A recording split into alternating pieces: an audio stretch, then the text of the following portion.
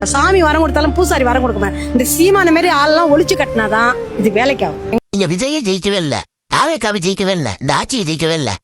அந்த 31 பேர் இயலாம நாள்ல வாழ்க்கையில ஒரு எதிரான கிடைக்குமா, ஒரு வெளிச்சம் அடிக்குமான்னு காத்துட்டு இருந்தால அவனை ஜெயிச்சிருக்கீங்க. அது ஒரு வெற்றியா?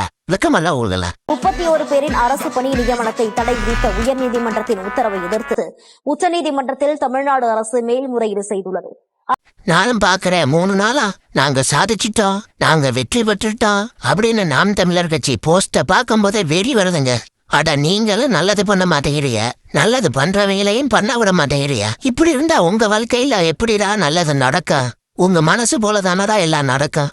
உங்களோட அரசியல் லாபத்துக்காக என்ன வேணுமாலும் பண்ணுவீங்கன்னு காட்டிட்டீங்களடா. அதுவும் என்ன சும்மா இருந்தவங்களுக்கடா வேலை போட்டிருக்காங்க. அந்த குடும்பம் ஃபுல்லா 41 குடும்பம் இறந்து போனதுல அதுவும் செலக்ட் பண்ணி 31 பேருக்கு மட்டும்தான் வேலை கொடுத்துருக்காங்க. அதை விட உங்களால வைத்தறிச்சலை தாங்க முடியலைன்னா என்னடா பண்றது? அந்த எளிய மக்களோட வாழ்க்கைய சீரழிக்கிறது உங்களுக்கு சந்தோஷமா?